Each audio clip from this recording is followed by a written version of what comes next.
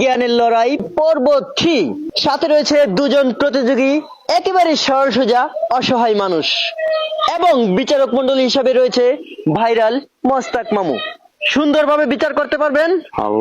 পারবেন? আমাদের প্রশ্নের উত্তর দিতে কি আপনি প্রস্তুত? জি, রাজি আছি ভাই। আপনি কি বিজয়ী হতে পারবেন? জি না, পারবেন না? পারবো ভাই। পারবেন? জি। আচ্ছা, দেখা যাবে। আমাদের প্রথম প্রশ্ন হলো, বাংলাদেশ কয় ঋতুর দেশ? ওই ঋতু আস্তে দূর নেই, এই ঋতু। আচ্ছা, দুই না এই ঋতু? জি। কয় ঋতু? একটা হচ্ছে সিলেট, একটা হচ্ছে ঢাকা, আর একটা হচ্ছে ঢাকা গাবতলী, আর সুনামগঞ্জ জেলা। সুনামগঞ্জ জেলা থানা হয়েছে নারায়ণফল। এই হইলো বাংলাদেশের ঋতু। জি। মামু, উনি যে বললো এগুলি কি হয়েছে? হয়েছে না? এখন কি ওনারা জিজ্ঞেস করতে পারি বাংলাদেশ কয় ঋতুর দেশ? উনি যে বললো এটা কি হয়েছে? এটা আমার খালার ঘরের বোন। আপনার খালার ঘরের বোন? নাই কেবল কেউ নাই। উনি যে বলছে এগুলি কি হয়েছে? হয়েছে? হ্যাঁ হয়ে গেছে? মামু, আপনি তো বিচারক মন্ডলী, আপনি হাসছেন কেন? এখন নাম্বার কাকে দিব, ওনাকে না ওনাকে? আসলে আছে আমরা দিতে পারবেন। আমার প্রশ্নের সঠিক উত্তর আপনি দিতে পারেননি, তাই আপনি পেয়ে গেলেন 0। আর আপনি ওনাকে সাপোর্ট করার কারণে আপনিও পেয়ে গেলেন 0। আমাদের প্রথম প্রশ্ন চলে গেল, কেউ উত্তর দিতে পারেনি।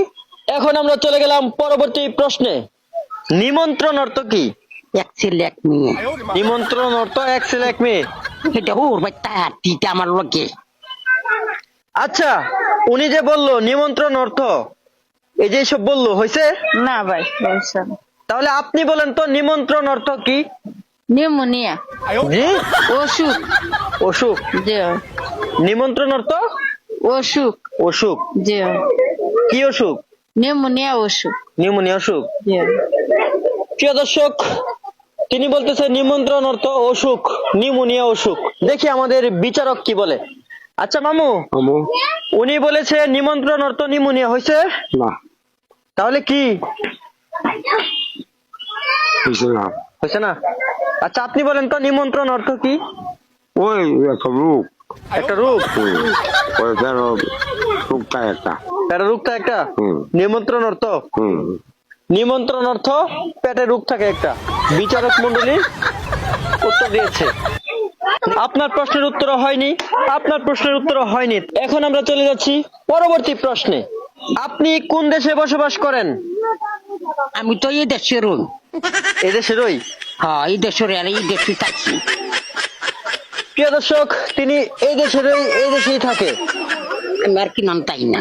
তিনি আর কোথাও থাকে না। আপনি কোন দেশে বসবাস করেন? বাংলাদেশ। জি? বাংলাদেশে বসবাস করি। বাংলাদেশে বসবাস করেন। জি। এবারের প্রশ্নে উনি পেয়ে গেল 1 পয়েন্ট, আর উনি এখনো 0 পয়েন্টে পিছিয়ে রয়েছে। পরবর্তী প্রশ্নের জন্য প্রস্তুত? জি। সর্বশেষ প্রশ্ন, যদি উত্তর দিতে পারেন তাহলে ছিনিয়ে নেবেন প্রথম আকর্ষণীয় পুরস্কার। আমাদের সর্বশেষ প্রশ্ন, বাংলাদেশের রাজধানী কোথায়? বাংলাদেশের রাজধানী হচ্ছে সিলেট।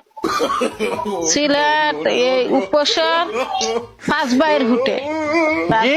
রাজধানী। পাঁচবাইয়ের হোটেল রাজধানী। পাঁচবাইয়ের হোটেল রাজধানী। জি। আর আরেকটা আছে 7 বাইয়ের হোটেল রাজধানী উপশহরে। এটাও রাজধানী? জি। তার মানে বাংলাদেশের রাজধানী 2টা? রাজধানী আছে অনেকটাই, আরো 2টা আছে। আরো 2টা আছে? জি। আচ্ছা, এই রাজধানীগুলিতে কি করা হয়? বাতু খায় মানুষে, চাচু খায়, সিঙ্গারা মিঙ্গারা খায়, চপ খায়। বাংলাদেশের রাজধানীতে এসব করে? জি। দেখি আপনার প্রতিপক্ষকে জিজ্ঞেস করে আপনার প্রশ্নের সঠিক উত্তর হয়েছে কিনা। হয়েছে ভাই। উনি যে বললো বাংলাদেশের রাজধানীর নামগুলি, হয়েছে? রাজধানী ইন্দিরা গান্ধী।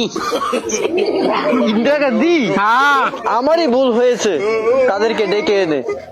মামু, আমাদের দুজন প্রতিযোগীর মধ্য থেকে কে প্রথম স্থান অধিকার করেছেন?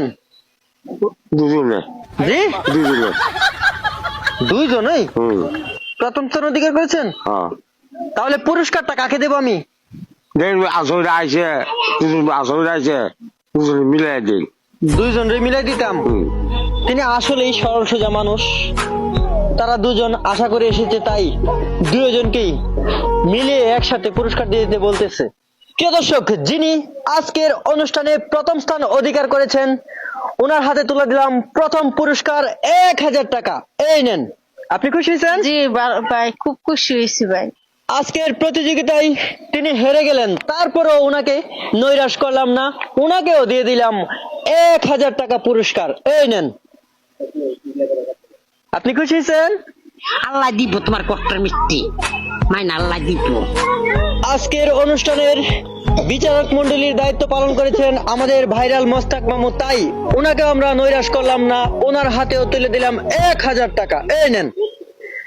মামা, আপনি খুশি হয়েছেন? খুশি হয়েছি।